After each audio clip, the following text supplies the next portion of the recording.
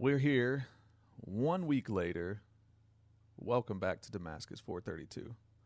Today, actually, let's take a pause. Had some issues arise. Nothing crazy. Nothing crazy, nothing insane, nothing wild. I recently was diagnosed with panic disorder. So, let's talk about that for a second. Let's go through the history, I guess you could say. I have, as a kid, was diagnosed with ADHD. Back then, not a lot of people really knew much about it. Not a lot of people knew how to deal with it. My dad dealt with it phenomenally because he zones in when he learns something. And, you know, they said ADHD, and he's like, how do I make this much easier for him? You know, so it was pretty cool. Didn't really throw me on medication, things like that. We tried it. I didn't like it. He's like, if you don't like it enough to the point that you're hiding it under the carpet, like pulling the carpet up and hiding it, maybe we shouldn't be putting this in your body. So I've dealt with ADHD most of my life. As an adult, in around my 30th birthday or so, I was diagnosed with autism spectrum disorder. That wasn't really something that really threw my mind into a chaotic state, because it's almost just like I've been here for, this many years. If I've had it this long, not a lot's going to change. But what has always been consistent in my life is anxiety. And going back to my episode on Psalm 3, how David was so calm and so relaxed in everything that was happening to him. Being a person with panic disorder or anxiety or something like that, which I've dealt with most of my life, sometimes it seems impossible to just breathe. And this last week, I was so overcome with panic attacks and anxiety that I tricked myself into thinking that if I wasn't laying in bed, I was going to die. I was going to have a heart attack. Something was going to happen. And whilst I still woke up and read my Bible and, did my daily devotionals and did things like that, I was petrified to do anything more. I ended up losing, 11 pounds because I was afraid to eat, because I thought if I eat, my stomach gets upset, I get anxious, I go into panic. And then it was really wild, because at one point I started to suffer syncope, which, if you're not medical field trained or not in the medical field or anything, it basically means sudden losses of consciousness. And I go to the doctor, and the doctor checks me. I'm a little dehydrated, but again, I'd been suffering in the bed, not drinking water, not eating, not doing anything. I get electrolytes. They check my heart. They check my D-dimer, which is checking to see if I have a pulmonary embolism or things like that. They check everything. Turns to me and goes, humans are anxious by nature. Most of our ancestry was trained to think, is there something in the bushes?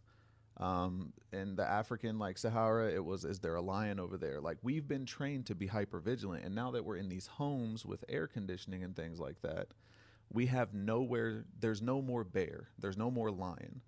So now our bodies are hyper focused on something that's not present. And for some of us, like myself, that manifest in a state of panic.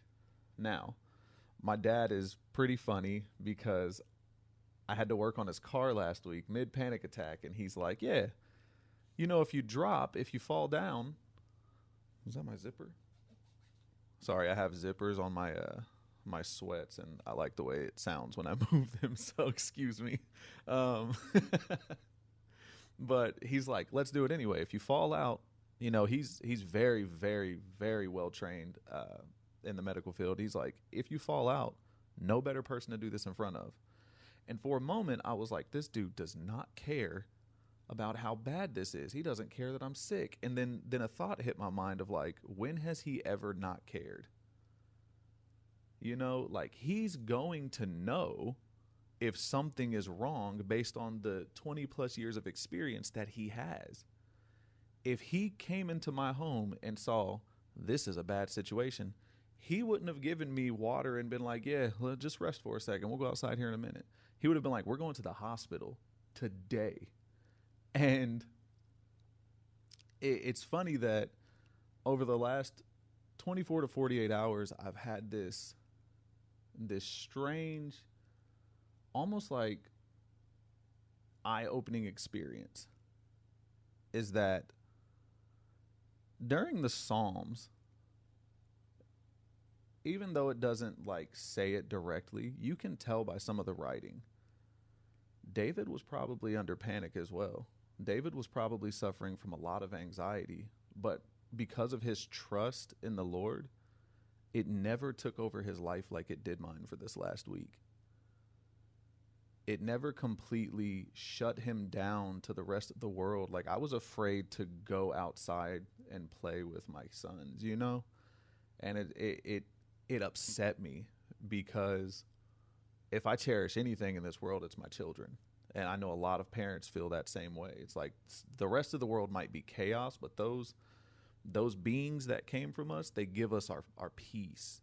And I started to think about like how David felt. And then I started to think of like my dad's response to me. And then my immediate, if there was something wrong, he would know. Even though I was in a state of panic, which I really did feel like I was going to pass out. My heart was beating. I was tachycardic, probably 140, 150. I was checking my pulse every 20 seconds. Like, is it slowing down? And it wasn't. He never panicked. It was just calm, reassuring. Let's just get this done. If anything goes bad, I got you. And without hesitation, I trusted it. I was still panicked, but I trusted. Regardless of what my heart was doing and what my mind was doing, I was looking at him and looking at the calmness on my father's face. And him saying, you want some water? Oh, dude, let me tell you what happened yesterday. He wasn't even acknowledging what was happening. And it hit me. If I can trust that easily that my father, who is not an almighty like creator, he created me, but he doesn't have omnipotent powers. If I can have that level of trust in my earthly father, why do we not have that level of trust in our heavenly Father? And it was a huge turnaround, a huge play about for me to go, it's so silly that I've let myself be so immensely panicked over something that I know I can beat. Not alone, but by relying on that trust that my dad's medical training will let him know if something's wrong, and then relying on the trust that God has got me regardless. If it would have been if it would have been serious medical condition, my father would have gotten me to the hospital, and my heavenly Father had something actually taken place and actually happened, and I seceded to the world. I know where I would go anyway. And there's earthly thoughts of, what about my kids? What about the people I love, the people that love me? But at the end of the day, trust, as my dad told me yesterday, is not a place, it's a person. It's Jesus. And David knew that all too well, all too strongly. He had that faith, all too strongly. And I kind of just wanted to jump in here in this brief. It's not brief. It's about 8 minutes long. This brief kind of lets you know where I've been. Even though there's not a lot of people listening, someone might be like, where's that next episode? You know, that one listener is the one listener I got to reach, and that's who I've got. That's who's getting this. Thank you for listening.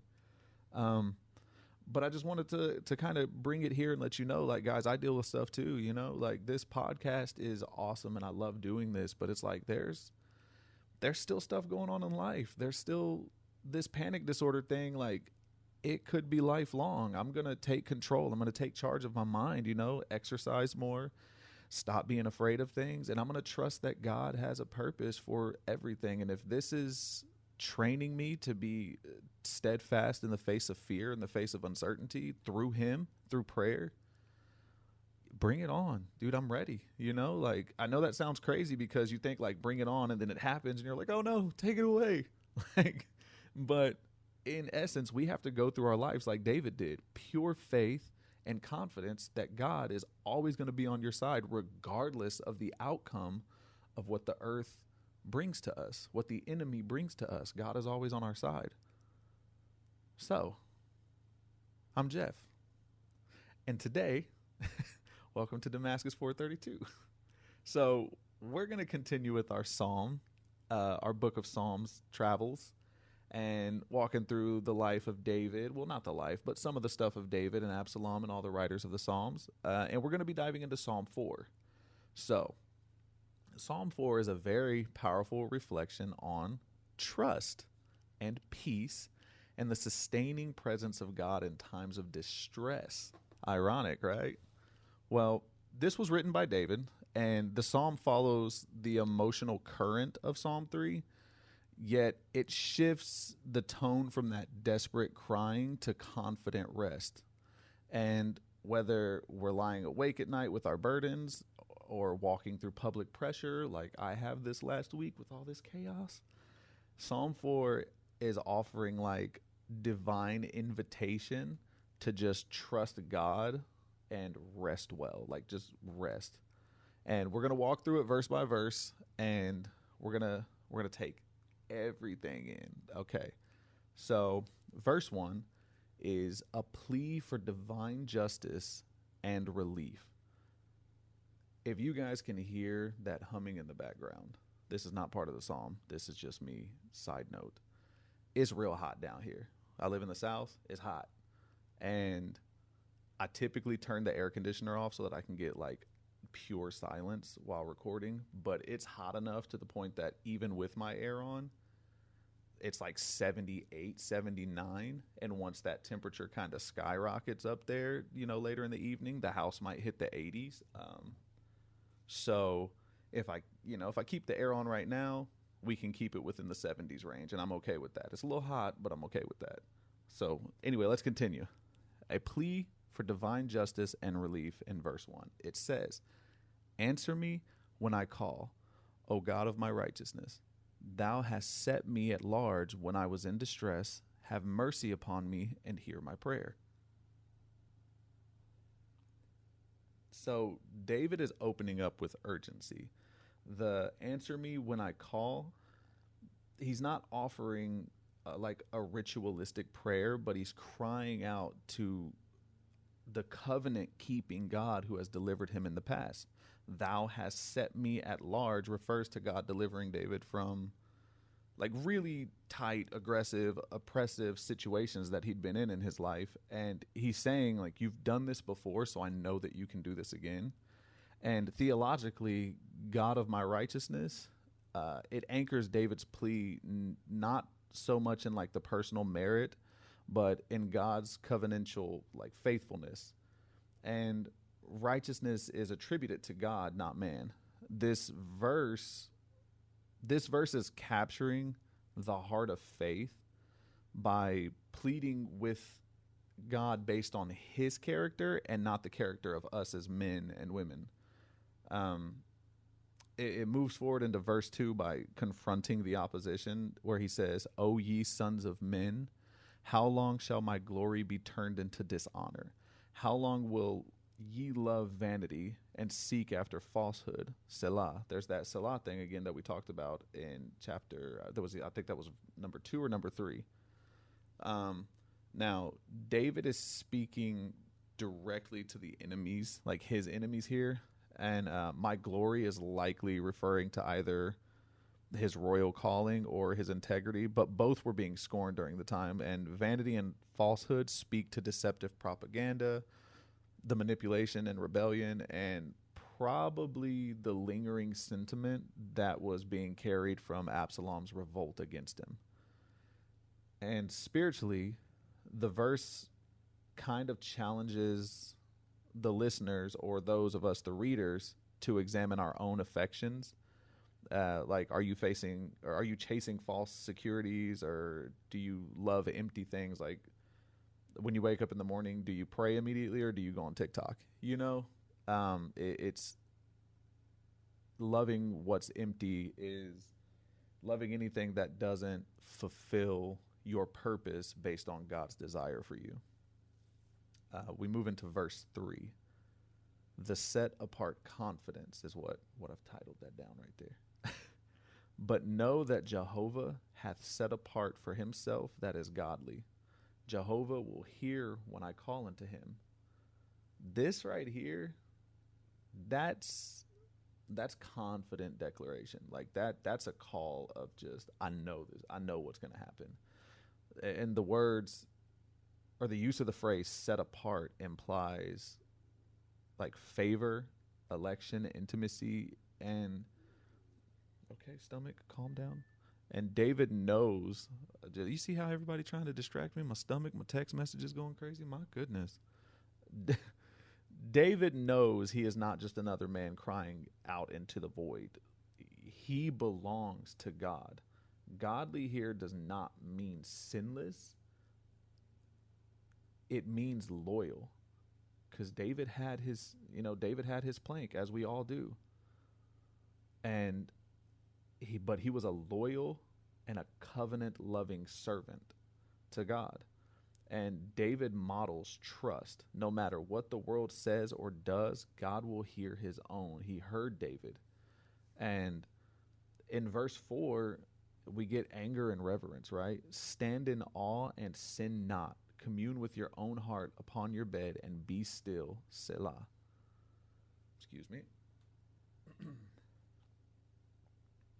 And this is inner reflection, right? This is the call for inner reflection. You need to stand in awe, which could also be translated to like tremble or be agitated. But David urges self-control in anger, and like don't let emotions lead to sinful behavior or to committing sin. And the idea of meditating upon your bed, which that commune with your own heart could be translated as well into meditating. The idea of meditating upon your bed ties into nighttime introspection and it kind of nighttime self-thought. Not self-thought as in bad things, but like self-reflection, if that's a more common phrasing for people to understand. And the verse speaks to the moments when the day's battles keep us awake. Like, you know, at the intro, I spoke about the panic disorder and things like that. It kept me awake most nights. David says that instead of letting anger consume you or, you know, anxiety consume you, be still in God's presence. It's a lot easier to say than it is to do for a lot of people. But I promise you, if you focus, if you zone in and you keep it on God, it gets better. And David is telling you that no matter if you're angry or what you're feeling, like if you're still in God's presence, and I don't mean like you're still there, you never left. I mean, be still. Calm yourself through God's presence. It's the only way that you get through this world. But David's really letting us know that in a very serious way. And verse 5 talks about returning to true worship. So offer the sacrifices of righteousness and put your trust in Jehovah. See, now he is urging a return to sincere worship. Like your sacrifices have to align with righteousness and not just ritualistic behavior. There are a lot of people and a lot of times in the world, especially modern day churches, let that sit, because where it's very ritual driven. It's about the act rather than the relationship. You can say, I go to church every Sunday, but if every Saturday night your behaviors or your life lines up with you waking up hungover for church, you know, like, I'm no one to call judgment against anybody, but there's a lot of lukewarm going on out here, and I myself am still a sinful human. I still struggle with my very, very obvious planks. But you got to sacrifice in your worship, and we worship by living our life as close to Christ-like as possible. Worship doesn't mean singing a song.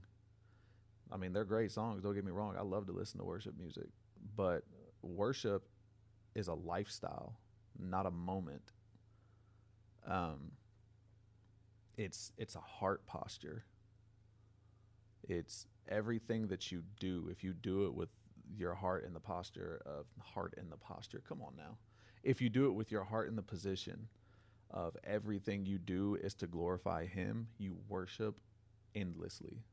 And this verse specifically connects worship with trust. True worship is not just giving God offerings, it's surrendering the heart completely. We move on to verse 6. Question of the day. Many there are that say, who will show us any good? Jehovah, lift thou up the light of thy countenance upon us. This verse is capturing the cry of disillusioned people. Who will show us any good? It kind of feels like a question for today's culture. Sorry, I have to adjust. Where modern day culture is purely ran by like cynicism, pain, hopelessness. I don't know if you guys, what kind of music you guys are into, but I grew up pretty eclectic. My dad wasn't like super heavy on one genre. He was a hip hop head, so I am naturally a hip hop head. I love my hip hop.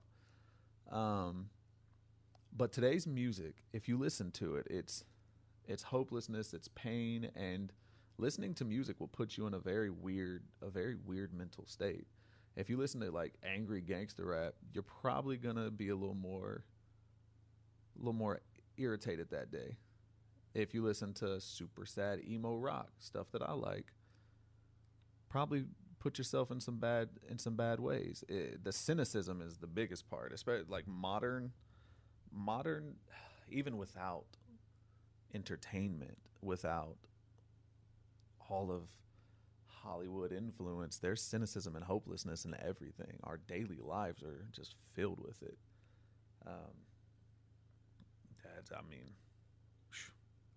It's kind of wild. A little self-reflection on that one. Moving on, David responds not with like an earthly reassurance, right? But it's more of a priestly blessing. It actually is a priestly blessing. If you look at Numbers, Numbers 6, 24 through 26. The light of thy countenance is a metaphor for God's favor here. And like the world wants quick fixes, which is why a lot of people fall away from the faith. So their whole thing is like, yeah, I believe in God. It makes them feel good for a second, then they go on back to their life. And David is longing for like divine presence. My dad and I had a conversation yesterday where we talked about a moment versus presence, where sometimes we'll have like Bible studies or we'll have conversations just about life, and it always our conversations are always very they're very clinical. I don't mean medical, but they're very precise and concise to what's happening. We do go off kilter here and there, but we stay pretty like checkpointed and bullet pointed is what I want to say. We stay pretty bullet pointed to our conversation subjects, and we always bring it back to the Father, always bring it back to God, and we feel that presence so deeply during those conversations. But once the conversation is over and we're kind of going on about our day, back to work and things like that, the presence, it kind of fades a little bit, like that immense feeling that you get. But it's like David there longing for divine presence. Like wanting heaven has nothing to do with the fact that heaven's very much going to be a phenomenal and glorious thing. Those moments of presence, those quick moments that I have when I'm reading my Bible, or when I'm in the zone in prayer, or when I have, my worship music going and I get that overwhelming feeling. That's what heaven will feel like. That's being in Christ and God's presence. That's that's what I long for. I long for that divine presence like David does here. It's not that I don't want to go to hell, because nobody does, don't get me wrong. But it's more so that I don't have a fear of hell so much as I have a fear of never feeling that presence again. So those quick fixes, while being like, yeah, I read my Bible today, feels good. But if you're only saying it for the attention it attracts, it's empty. It's heartless. So yeah, quick fixes versus longing for that divine presence.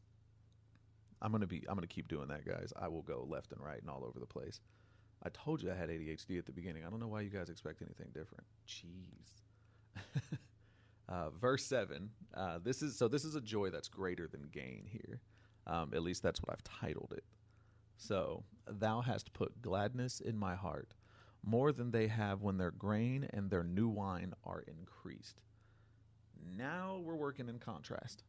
So, as we've spoke about a little bit during the timeline of this podcast, worldly people find joy in abundance. So like grain, wine, material prosperity. We see that a lot today. But David is finding deeper gladness in God himself. Everyone who has experienced God for real knows what this verse is talking about. And this joy that David is feeling, that's God-given.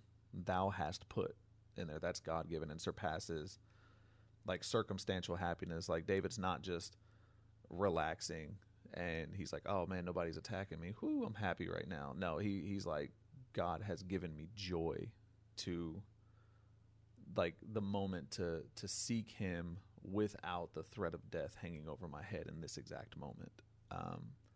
It's very inward and resilient and spiritual, and it is a sign of David's spiritual maturity and his satisfaction in God and God's presence. Verse 8, so resting in God alone here.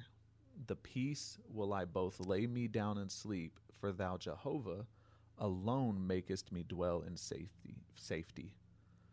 The psalm, it closes with serene trust. David is not just lying down. He's actually asleep.